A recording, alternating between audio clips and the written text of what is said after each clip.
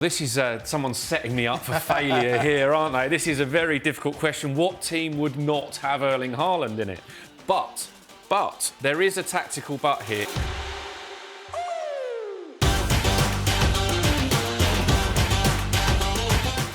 Manchester United are looking to complete their first Premier League double over Man City since the 2019-2020 season, while City will have to navigate Sunday's derby without injured striker Erling Haaland. I'm Kwaku Afari, taking interim charge of Tactical Exposed Team Talk, and I'm here with the Sun Sports tactics guru, Dean Scoggins. Dino, intriguing matchup this one.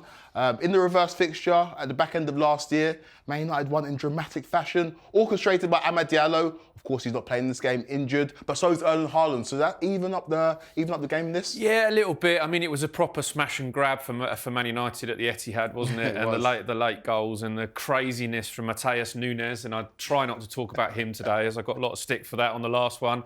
But yeah, it will be. Amorim's moved things on. That was his first statement win last time, but things have moved on since then. And of course, Man City is still trying to find that, that little key in their new way of playing. So Marmoush, the key to that. We'll come on to that. Let's get cracking. First question from the viewers. Why does Ruben Amorim keep playing Garnacho off the left? Yeah, hot topic for United. And I'm going to go straight to our lovely toy on the board. So we're talking about Garnacho in this area here, okay? And he's infuriating Man United fans at the moment because he's getting in those positions, okay? So as I said, Ruben Amorim, rigid 3-4-3, okay? These two forwards are playing off the front man, so it's not wingers in a 3-4-3 out in this position. It's meant to be the inside forwards with your wing backs giving you the width, okay? So that's important because of what's happening in the Garnacho situation. So often at the moment, United are doing a good job defensively. They're moving the ball into midfield. So we've gone through the phases. We went back 8-10 weeks, and for previous episodes of Tactics Exposed, we talked about how they were struggling to get the ball out from the back. We're not talking about that as much anymore. They've not solved the problem. They've just got a lot better at it as it's gone along. So now they're getting the ball into these areas of the field where in much more attacking areas. And against Nottingham Forest in midweek, they had 23 shots, which was the most they've had in the Premier League this season. So things are getting better. However, back to Garnacho. What's happening with Garnacho is they're getting the ball in the midfield here, Man United, or they're switching the play from here, or it's coming in from a defender, and Garnacho is in this position. He likes it wide. He likes it in that position. He wants to receive the ball there. So when he then does receive the ball, he's straight away faced up by this defender. And then he wants to run here. He wants to take this defender with him or beat this defender into this area. You get a centre-back coming across, you get another centre-back come in, the defence comes in, you get a midfielder come back, and straight away you end up with this traffic jam that's in front of him. And in the Nottingham Forest game, Forest defend very deep on the edge of their own box, often with a 5 like that, and it ended up where Garnacho had 5 or 6 shots from this area, but none of them were clean. None of them are in that area to get the shot away properly, and that's because he's crowded out, okay? Second thing is when he gets in this position here, he's now got a wing-back who likes to run. So Patrick Dorgu is going up the outside of him into this area here, and the number of times he's making this run and Garnacho is not giving him the ball, and it's infuriating Man United fans. So that has to change. He has to give the ball to Dorgu in that area for the overlap, because that's where you open up this space for the cross with the other players arriving, okay? So, should he be playing on the left is the next part of this question, okay? When we saw them in previous games and we talked about them in the game against Arsenal, it was when Garnacho was freed up from the right, okay? And why that was because he made a run that started in this position and moved out here, and then he had a fullback, which was Mazraoui, running up the inside of him in that position. So look, whenever Garnacho doesn't play, everyone's saying Garnacho should play, okay? And when Garnacho does play, he's infuriating to watch. But it's nearly football. It's almost there. So he's got to play. Should he be playing on the left? I'm not quite so sure. Without Amad Diallo, as you mentioned, they need a runner. They need a ball runner. They need someone who's going to take players on. And this Amorim formation is all about players running at fullbacks and at defenders to try and take them into the box. And Garnacho is the only real player in the United team who does that. Dino, I know it's a different system, but the best football I saw Garnacho play at Manchester United was under Eric Ten Hag, and it was off the right. And it was Marcus Rashford on the left. Obviously, the wingers start a lot wider in Ten Hag's system.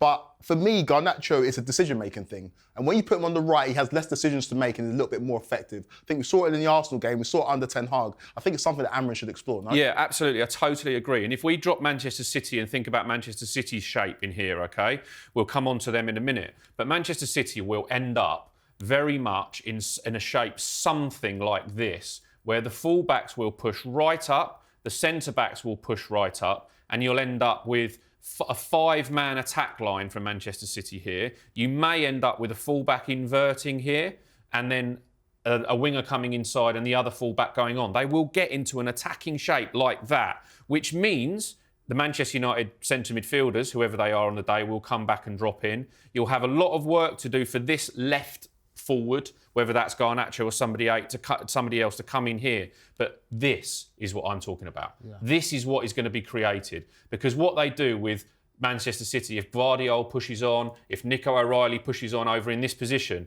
it's the counter-attack position. And it happened in the Arsenal game again, where it was Calafiori for Arsenal who did it, and then Gabriel didn't really know whether he wanted to push up in this line or drop off here. And Garnacho played in this little pocket of space where then the ball over the top is on for him to run onto. And also, if he gets the ball into feet, as you say about decisions, no other decision, run him, man. Run him into that area there. And, and that's where he's more natural. I'd like to see him on the right in this game because at the moment, the chemistry between him and Dorgu on the left is not quite there. Whether it's the timing of the run on the outside or whether it's just that Garnacho doesn't want to give him the ball, I'm not quite sure. But yeah, I'd like to see Garnacho still in the team, and whether this centre forward for Man United is Xerxes or Haaland with Garnacho playing off. United are going to need an out ball against Man City, and Garnacho will hopefully provide that.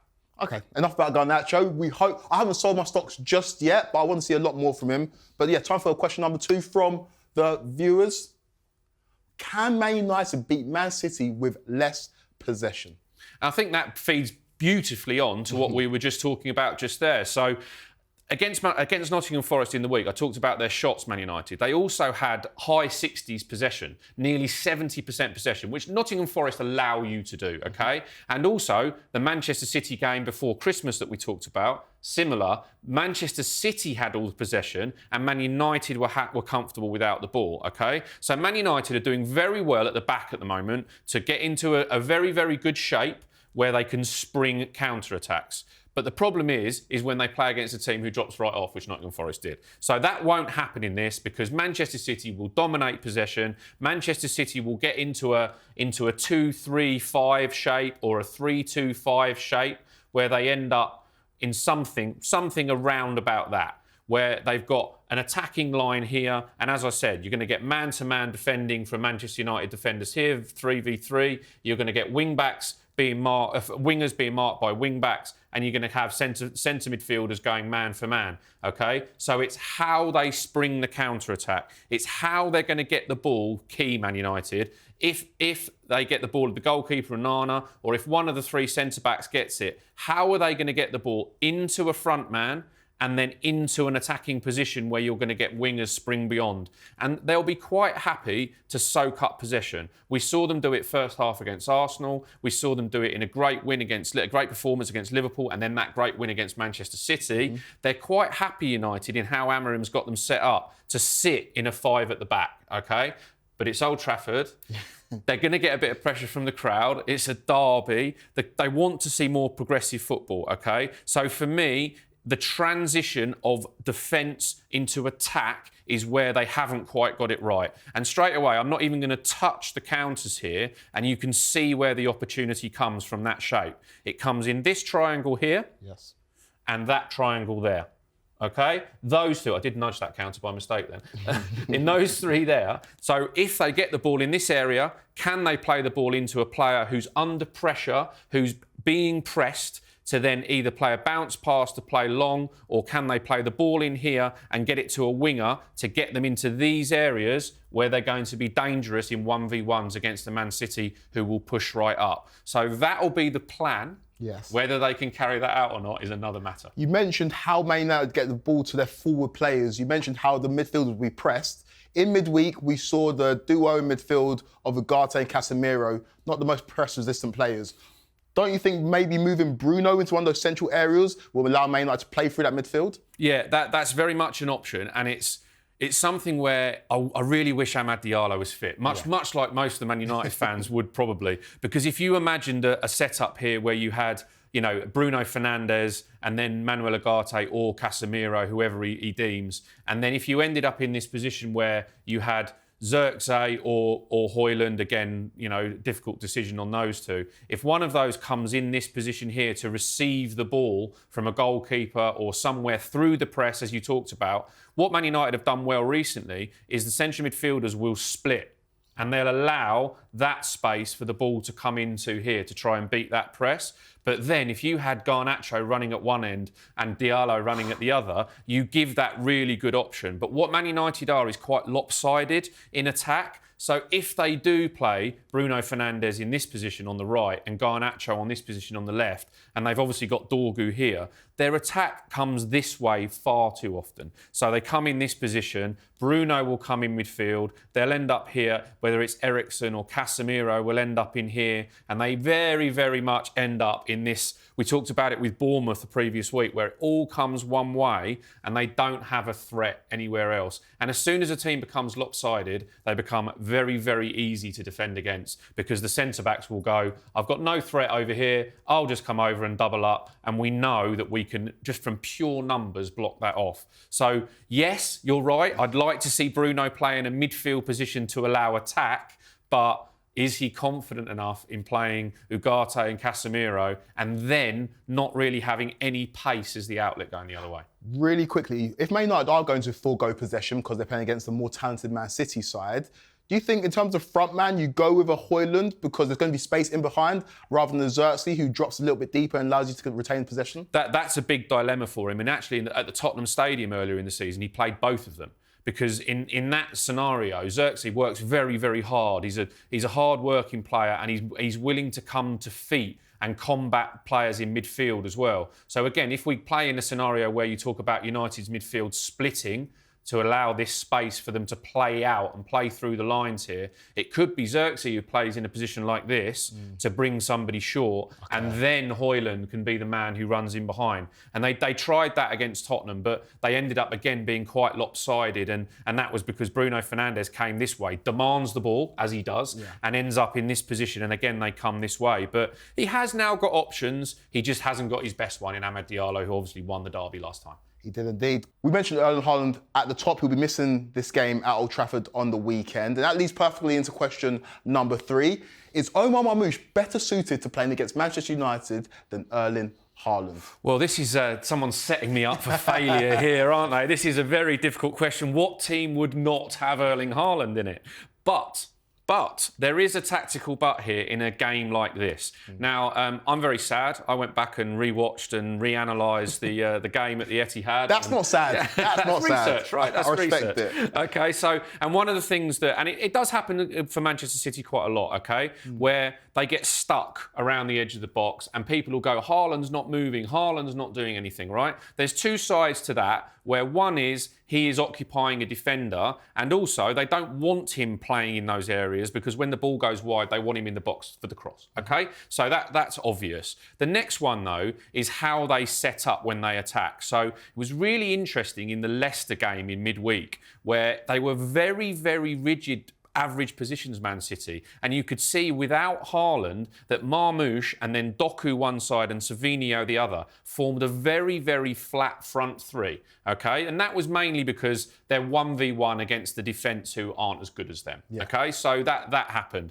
When they played Newcastle earlier in the season, when Marmoush scored a hat-trick, and when they've played other games earlier this season with Haaland and Marmoush together as a front two, they've played very, very close together, and Marmoush is playing off Haaland.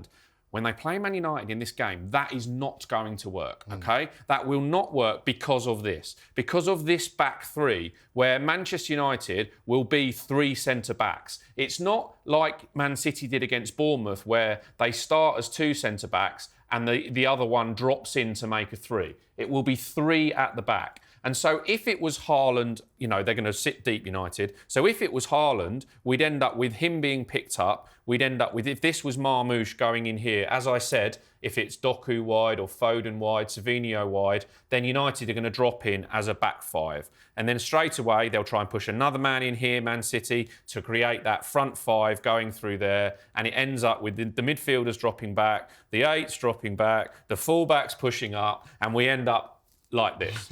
A traffic jam, a complete stuck all around the edge of the area, and then the sort of game where fans start going, and throwing their arms in the air because we're not breaking the lines. The passes are going in these areas, they're coming backwards. The centre-backs get loads of touches. In the previous game, we had Diaz and Nunes, and Diaz passed it to Nunes 43 times, and Nunes passed it to Diaz 41 times, okay? So that, in those two, was going back and forth, and it was like, no, you pass it, no, you pass it. No, you pass it. We don't want to see that on Sunday. No, we don't want to see that on Sunday. So if we go back to the Marmoush scenario, okay, I would like to think that what we'll see is quite a tight front three from Manchester City, where you may have Foden, Marmoush, De Bruyne, something like that. They'll use Savinho to really hold the width on one side, and they'll use Doku or Grealish to really hold the width on the other side. So what they're then trying to do is this fullback or wingback to go out, and this fullback or wingback to go out, and then because of this narrow front three, you end up with this. And there's your space. Okay. There's your space around the edges of the box. And where Marmoush comes into this rather than Haaland is a rotation here. So we won't just see Marmoush park himself on the centre back. He'll come out because he'll want this to happen. So we create the space in here. And also, they'll rotate. So someone will come to feet and get the ball, and he'll go in there. Another one will go out here to get the ball, and he'll go in there. So we'll see much more rotations of the front three with Marmoush in tandem with one of the other two, and than we would have done with Haaland. Haaland's very good at that when the ball's in this area of the field and it's coming up to him, as per the Bournemouth game previously, where he wants the ball played in and beyond. But in this game, it's going to be about how Man City gets somebody in this channel here. Is it going to be Gvardiol? Is it going to be Nico O'Reilly going into the space created in there? And again, on the other side, will it be... I mean, he could play De Bruyne as one of the midfield two and end up with De Bruyne running into this space here. Oh. That's the underlap. But yeah, Marmoush, I do see the point. I do see the point that Haaland can become, in a game where a team parks the bus, a little bit of a passenger. Yeah. That's hard for me to say. It's Erling Haaland, 30 goals again this season. But one thing that's really interesting is their touches, okay? Yes. So Marmoush has had twice as many touches per game than Erling Haaland has for Manchester City so far this season. Obviously, he joined during the season. But on average per game, Haaland's at the 22 mark and Marmoush is at the 44 mark. They do, however, have the same number of touches in the area. And so, you've got that bit outside the box. But from a frustrated Manchester City fan point of view, who sees it knocked about a lot, going round in circles a lot, perhaps Marmoush is the one to unlock that for Man City this time. This game's all about battles, right? This is a derby. There's a battle on the pitch, but there's also the narrative battle off of the pitch. We've got Bruno Fernandes, who, by all accounts, is Manchester United's most important player. We've got Kevin De Bruyne, who over the last 5, 6, 7 years has been Man City's most important player. But in the battle on the pitch on Sunday, who comes out on top, Bruno Fernandes or Kevin De Bruyne? It's the two captains, right? And the two talisman, I think you'll say. And it will be a really intriguing battle because, as I mentioned before, if we end up in a scenario where Garnacho plays to the right and Bruno Fernandes plays as one of the attacking midfield players or one of the forwards instead of the midfielders, we could end up where De Bruyne, who occupies a lot around this area of the field, the inside right position where he's trying to get into those areas to put those crosses into the box from this area, he'll find himself here and he'll try and put it there. It may well be Bruno Fernandes who's the one who's tracking him back. And one thing you can guarantee is that Kevin De Bruyne will want Bruno Fernandes going that way. Yes. If Bruno Fernandes and Kevin De Bruyne are going that way, Manchester City are going to have a lot of joy. But we know Bruno Fernandes' work rate. We know that later in the games he creates chances. We know that 60, 70, 80 minutes in, it's Bruno who appears on the ball in an attacking area, and maybe that's where Pep will make the change later on. If Man City are winning the game, take Kevin De Bruyne off and get somebody else on Bruno. But yeah, two quality footballers, and they are and can be the game changers for both teams. And let's just hope we see goals, eh? We need a Dino's decision here. Who's going to come out on top? Put me on the spot. I'm going to go Kevin De Bruyne because I fancy Kevin De Bruyne to get in a position where he's going to whip it across the face and Marmoush is going to get on the score sheet.